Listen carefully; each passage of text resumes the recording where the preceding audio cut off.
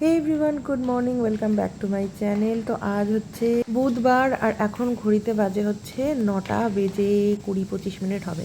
তো আমার সকালের স্নান পুজো সব হয়ে গেছে। আর এদিকে আমি রান্না বসিয়ে দিয়েছি। এদিকে এটা বিউলির ডাল সেদ্ধ বসিয়েছি, আর এদিকে আমি আমার জন্য একটু চা বসাচ্ছি। আজকে হচ্ছে একাদশী। তো যারা গোবিন্দ পুজো করে তাদেরকে নাকি একাদশী করতে হয়। তো এটা আমি শুনেছি। তো যবে থেকে শুনেছি মনটার মধ্যে খুব খটকা লাগতো। তো এক স্টেপ হয়েছে, আমি একাদশী শুরু করেছি আর কি। তো আমি একাদশীর দিনে কি কি খাই সেটাই আজকে আপনাদের সাথে ব্লগের মাধ্যমেই শেয়ার করছি। একাদশীতে সব থেকে বড় ত্যাগ যেটা আমার জন্য শাস্তি হয়ে দাঁড়িয়েছে সেটা হচ্ছে ব্ল্যাক কফি। সকালবেলাতে আমার ব্ল্যাক কফি ছাড়া না ঘুম ভাঙে, না মানে কাজে এনার্জি আসে। তো সেক্ষেত্রে আমার মানে একাদশীর দিন চা আর কফি এই দুটো একদমই খাওয়া চলে না। তো এটাই হচ্ছে আমার কাছে বিশাল বড় পানিশমেন্ট আর কি। মানে চা কফি ছাড়া গোটা দিন কাটাতে হচ্ছে। আর গ্রিন টিটা অতটাও মানে আমার জন্য সুইটেবল নয়। মানে কীরকম বলছি, সুইটেবল নয় বলতে কি, অবশ্যই গ্রিন টি শরীরের জন্য খুব উপকারী, চা কফির থেকেও ভালো।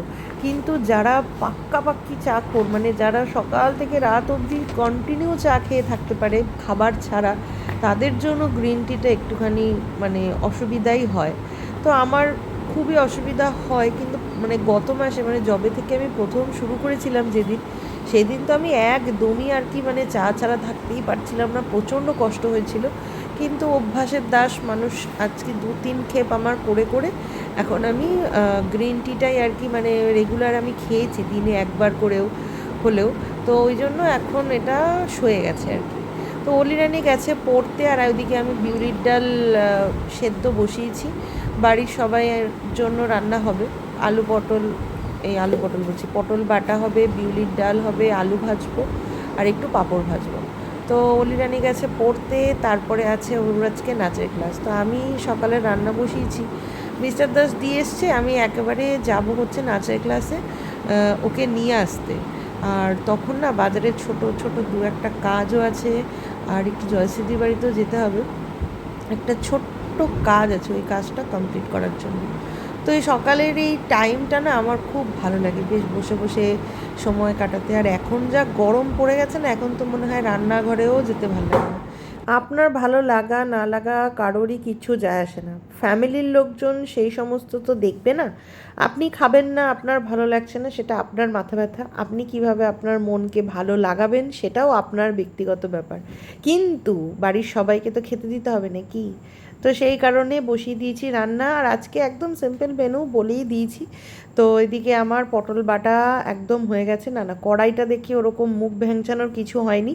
কড়াইটাকে আমি ওই পটল বাটাটাকে আর কি শুকোনো মানে জল শুকোতে শুকোতে ওটা একদম লেগে গেছে কড়াইয়ের সাথে। এরপরে তুলবো, মানে যতক্ষণ না সেই ভাজা ভাজা মতো না হয়ে যায় পটল বাটার টেস্ট ভালো হয় না। তো ওদিকে পটল বাটা নেমে গেছে, আর এদিকে হচ্ছে বিউলির ডালটা আমি সোমবার দিয়ে দিচ্ছি, মানে ফোড়ন দিচ্ছি। দিলে পরেই হয়ে যাবে। আর আলু ভেজে নিয়েছি, আর পাঁপড় ভেজে নেবো গরম গরম। এটা কি হলো? এটা কি হলো? কি হলো? কি হলো? ও, ও স্টাইল করলো, দেখলি না? দেখলি দেখলি কি করে? আর তুই কর কি? ও মা, এজু এটা তোর মেয়ে?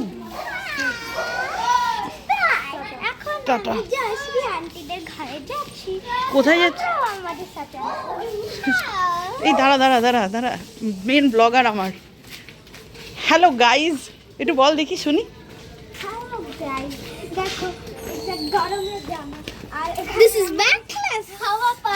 ও ওটা গরম জুই রে,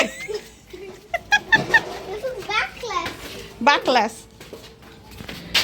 ওরে বাবা রে বাবা, এই আমার মুখটা আজকে কিরকম ফোলা ফোলা লাগছে কেন? মুখটা ফোলা ফোলা লাগছে সত্যি। ঢাকনাটা দে না, ডাব্বাটা আর এখানতে ডাব্বা।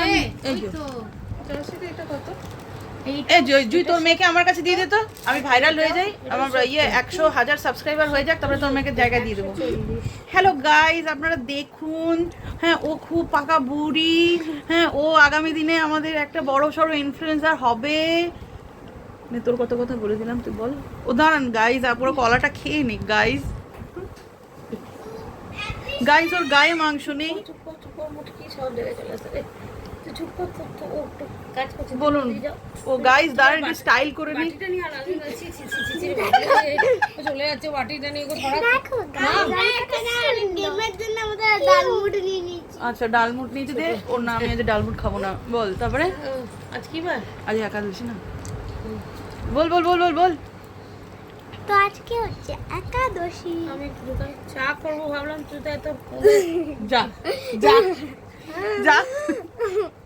এখনো আমার 4টে সাবজেক্টের হোমওয়ার্ক বাকি আছে। কবে করবি ব্লগ করে? আর জুন 15 তারিখে খুলবে কি খুলবে? কে খুলবে? স্কুল। স্কুল যা খালগা যা, এখানে গেমে খেলবো না। ও ব্লগ বানাবি? হেজুই কাণ্ড দেখ রে। ভাবি টেস্ট করাবো কি? এটা ওর মেয়ে, এটা ভাবা যায়? ও হচ্ছে সুমেরু আর ওর মেয়ে হচ্ছে কুমেরু, ঠিক এরকম একটা ব্যাপার।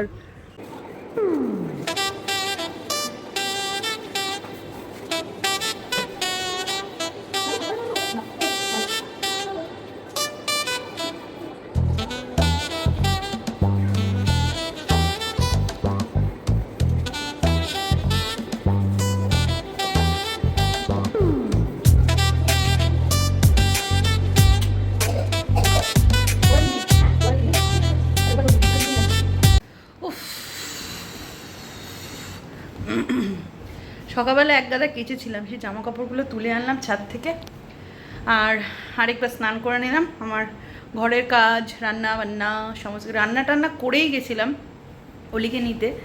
আর ঘরের কাজ যেটা ছিল, ওই আজকে একটু ডাইনিংটা পরিষ্কার করলাম, কারণ প্রচুর নোংরা হয়েছে। আর মায়ের অসুস্থতার জন্য আর নিজের ল্যাথার্জির জন্য, মায়ের অসুস্থতাটা তো এটা একটা বাহানা, জাস্ট নিজের ল্যাথার্জির জন্য আমি আজ করি কাল করি করতে করতে আর হচ্ছিলই না। তো আজকে ভাবলাম যে যখন আমার সব হয়েই গেছে, নাচের ক্লাস থেকে অলিকে নিয়ে বাড়ি ঢুকলাম 11:30। হ্যাঁ, তো মা খেতে খেতে ওই 1:30 পৌনে 2 করে, তো ওই টাইমটা বসে থেকে সময় নষ্ট না করে একটু কাজ করা যায়। তো হয়ে গেছে, এখন মাকে একটু পরে খেতে দেবো। আমি আরেকবার স্নান করে নেব, কারণ ধুলো ফুলো ঘেটেছি তো। আর আজকে যেহেতু একাদশী আমি বললাম সকালবেলাতেই, তো সেই কারণে আর কি আমি এখন একটুখানি খিদে পাচ্ছে। তো ওই যে গোপুবাবুকে দিয়েছিলাম আমার লিচু, ফলাহার করি, তারপরে যদি বেলা গিয়ে একটু পরে যদি খিদে পায় ওই 3টে 3:30 নাগাদ, তখন একটুখানি দেখি সুজি টুজি কিছু একটা করব। তো চলুন আপাতত খাই, কারণ খুব খিদে পেয়ে গেছে। দেখা যাক লিচুগুলো মিষ্টি কিনা। তোর ব্যাং, কারণ এই টাইমে বৃষ্টি না হলেই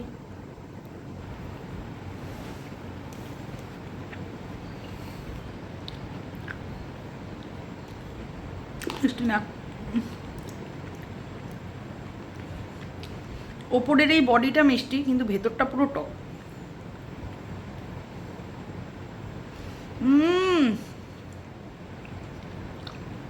একই অবস্থা। ফল খেয়ে বাড়ির সবাইকে খেতে টেতে দিয়ে সবারই খাওয়া দাওয়া হয়ে গেছে। এখন আমার আবার একটা ছুকছুক লাগছে। আসলে ওই ভারী খাবার না পড়লে পারে যা হয়, তবে এখন আর নিজের জন্য কিছু বানাতে ইচ্ছে করছে না। তো ভাবলাম যে এখন একটু ওই সাবুর পাঁপড় ঘরে ছিল, আর সাবুর পাঁপড় মানে সাবু জিনিসটা খাওয়া যায় একাদশীর দিনকে, তো একটু সাবুর পাঁপড় আর বানালাম একটু চা, আর নিয়ে আমি চলে এলাম ছাদে। একটু আগে বেশ ভালো বৃষ্টি হয়েছে, ভালো বলতে ওই হাওয়া বেশি বৃষ্টি কম এরকম, তো এই আর কি হাওয়া দিলেই আমার এই গাছটা পড়ে যায়, তো এই গাছটা উল্টিয়ে দেখছি পড়ে গেছে। আর এদিকে দেখুন এই বৃষ্টি, ঝড় বৃষ্টি হলে বিকেলের দিকে এই পূবের আকাশটা এমন, সরি পূব বলছি, পশ্চিমের আকাশটা বেশ অরেঞ্জ একটা আভা দেয়, দেখতে এত ভালো লাগে আকাশটা। আর ওয়েদারটা না পুরো ঠান্ডা হয়ে গেছে।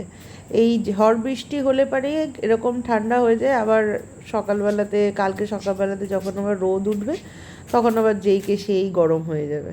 সাবুর পাঁপড়টা আমাদের বাড়ির মোটামুটি প্রত্যেকটা সদস্যই খুব পছন্দ করে, মাকেও ভেজে দিয়ে এলাম, মিস্টার দাসের আর অলিরানির জন্য একটু ভাজলাম।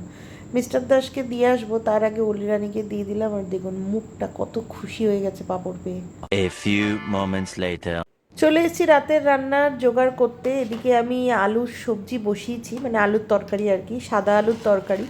আর এদিকে আমি সাবুদানা নিচ্ছি আর কি। সাবুদানা দিয়ে আজকে বানাবো হচ্ছে লুচি।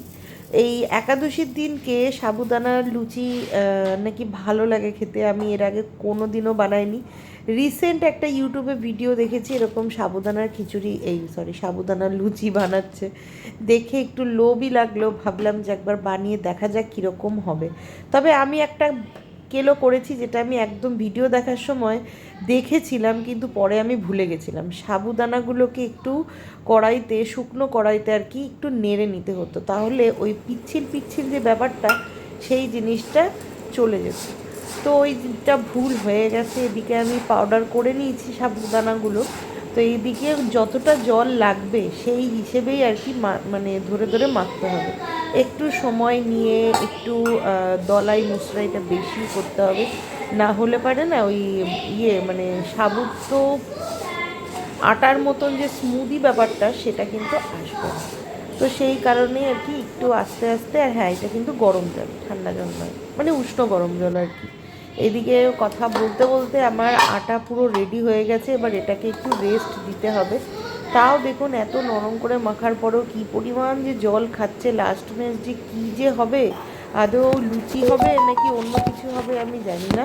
তবে খুব একটা ভয়ও লাগছে, আবার কোথাও না কোথাও একটু আনন্দও লাগছে যে সাবুর লুচি যদি আমি করে মানে নিজে খেতে পারি, তাহলে কাল দিনে আমি বাড়ির সবাইকেও খাওয়াবো, আর বাড়ির সবাইও কিন্তু খুশি হয়ে যাবে। আর হ্যাঁ, সাবুর পাঁপড় কিন্তু বেলা যায় না সাবুর পাঁপড় নয়, সাবুর লুচিটা বেলা যায় না বেলনি চাকিতে। প্রথমে তো হাত দিয়ে চেপটিয়ে করছিলাম, কিন্তু হাতে চিটকিয়ে যাচ্ছিল। তো আটা ময়দা তো আমি দিতেই পারবো না এর মধ্যে, তো সেই কারণে আর কি ওই সাবুর যে কি বলে পাউডারটা, সেইটা দিয়েই আর কি বেলছি, আর সেটা দিয়ে হাতে আমি বানানোর চেষ্টা করছি। প্রথমবার বলে হয়তো অনেক উল্টোপাল্টা কাজ হয়েছে, সেটা হয়তো নেক্সট বার আর কি হবে না। তো চলুন এখন লুচিগুলোকে একটুখানি ভাজা যাক। এদিকে এটা তুলতে পারছিলাম না, ওই জন্য একটু খুন্তির সাহায্য নিলাম, ব্যাস উঠে গেল।